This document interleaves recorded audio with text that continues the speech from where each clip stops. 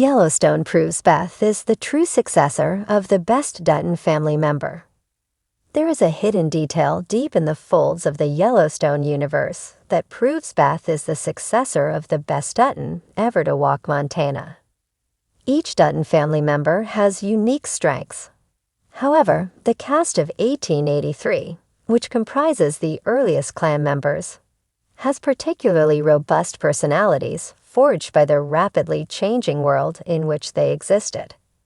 Yellowstone screenwriter Taylor Sheridan's 1883 prequel tells the story of the Dutton family as they traverse from Texas to Montana on a variant of the Oregon Trail. The journey of the wagon train is doubtlessly one of the most enthralling Yellowstone stories, and that's in large part due to its characters. Elsa Dutton narrates the sage while traveling with her parents, James and Margaret, and her little brother, John. Elsa tells the complicated expansion story of the American West from a coming-of-age perspective, with her journey anchoring its events. While Elsa dies young, her shocking Yellowstone death is responsible for the family settling in Montana, and she remains one of the most outstanding characters in the franchise. A female Dutton has yet to pick up Elsa's cowboying legacy, but a modern Dutton shares her perspective on life, which is just as unique. We know a fair amount about how Elsa processes the world because the 1883 episodes begin and end with Elsa's narration. At the end of 1883 episode 7, Lightning Yellow Hair, she closes the outing by saying, regarding her mother, "I didn't have the heart to tell her there is no heaven to go to, because we're in it already. We're in hell too. They coexist, right beside each other, and God is the land." Likewise, Beth Dutton has a unique perspective on the Montana land her family occupies and her place in it. When drinking on the roof of the Dutton family lodge in Yellowstone Season 2, Episode 7, Resurrection, the future husband and wife square up their worldviews. Beth tells Rip, "I think heaven's right here. So's hell." One person can be walking the clouds right next to someone enduring eternal damnation, and God is the land.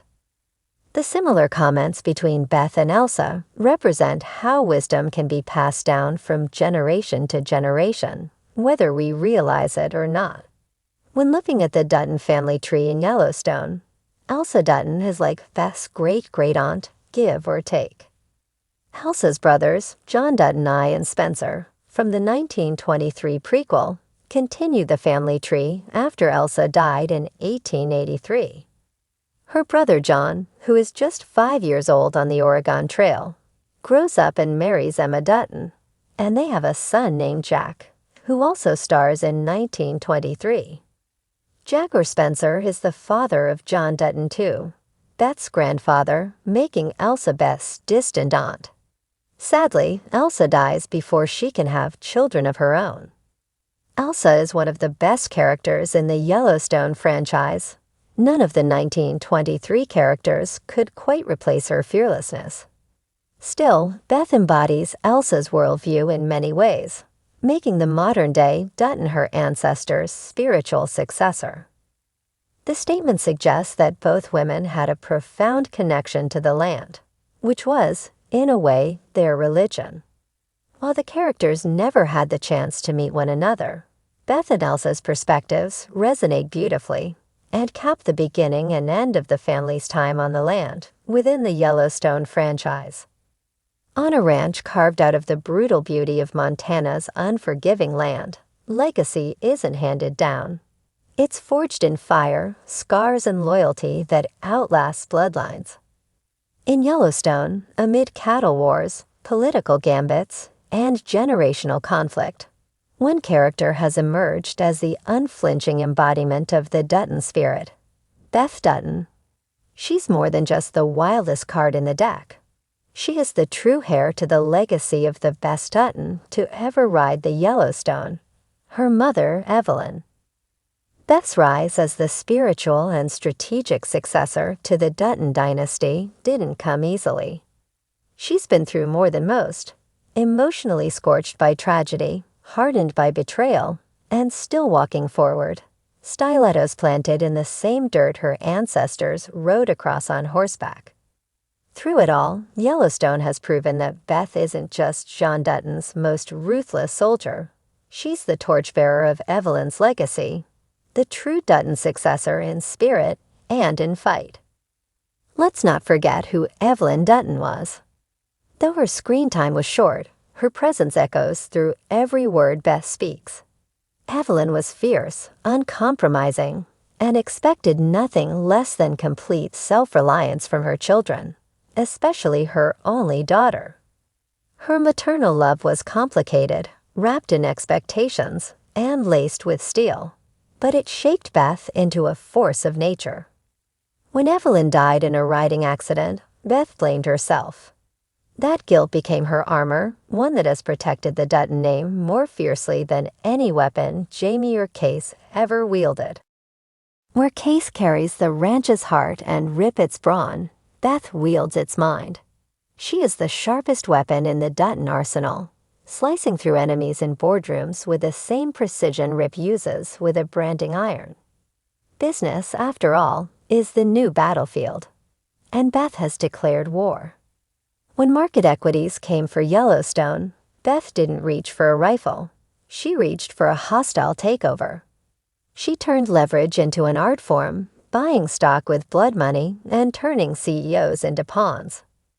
In one of the most memorable moves of the series, she orchestrated a hostile acquisition of Schwartz and Meyer, the very firm that once fired her, using their own greed against them. It wasn't just revenge, it was empire building. Evelyn would have been proud. Beth's approach is brutal, often scorched earth. She doesn't believe in half measures. If a threat arises, she doesn't just neutralize it, she obliterates it. And in a world where enemies encroach with land deeds instead of six-shooters, that kind of resolve is what keeps the Yellowstone alive. She may not wear a brand on her chest, but she wears the weight of the family brand in every decision she makes. Unlike her siblings, Beth has no illusions about the price of power. Jamie longs for respect. Case longs for peace. Beth longs for neither. She knows neither exist in the world they live in. Her clarity is cold, yes, but it's also visionary. Where others want to preserve the past, Beth is ready to reimagine the Dutton future. One with walls high enough to keep out enemies in boardrooms, wide enough to sit at every table of power in the West. But perhaps the strongest proof that Beth is the rightful Dutton heir is in her love, not just for her father or Rip, but for the ranch itself. Beth loves Yellowstone not as a business asset or a family heirloom, but as a living, breathing entity. She protects it with the ferocity of a lioness. Her love is violent and vast, and it's exactly the kind of love Evelyn tried to teach her to wield. Her dynamic with John Dutton also mirrors Evelyn's strength. John doesn't just love Beth, he respects her. That respect wasn't freely given. It was earned in battle, in boardrooms, in backroom deals, and broken bones. In Beth, John sees not just his daughter, but the future of the Dutton name, a future written in fire and ambition. It's not that the others don't love the ranch. Case would bleed for it. Jamie would sacrifice others for it. But Beth would burn the world down and plant Yellowstone's flag in the ashes. She understands that in a world where land is power, love must be weaponized. She's Evelyn's daughter, after all, and Evelyn once said that being a woman on a ranch means never showing weakness, not even for a moment. Her love story with Rip also testifies to her transformation. With him, she is both ruthless and raw, savage and soft. It's a love written in tragedy and tethered in loyalty. Rip doesn't try to tame her. He stands beside her storm. Just like Evelyn stood beside John, not as a shadow, but as a wildfire of her own. Even in motherhood, a space Beth has been reluctant and terrified to enter, she is redefining what legacy means. Her bond with Carter, though jagged and imperfect, is an echo of her own traumatic coming of age. It proves that she is not just fighting for the ranch or her father's approval, but for the chance to heal what was broken in her. In trying to give Carter the structure she was denied, Beth is planting seeds for a new kind of Dutton dynasty, one that still carries Evelyn's steel, but learns to wield it with grace. So when we ask who the true successor of the best Dutton family member is, we look not at titles, nor at the number of cattle managed or bullets fired. We look at who bears the scars, who carries the legacy without flinching, who turns trauma into fuel and power into protection. We look at Beth Dutton. Because Evelyn wasn't just the best Dutton, she was the standard. And Beth, with every brutal decision, every calculated move, every tear hidden behind venom, is proving that she is her mother's daughter. The true Dutton legacy doesn't sit quietly in a rocking chair or ride into the sunset. It storms into boardrooms, brands enemies with fear, and sets fire to threats before they can take root.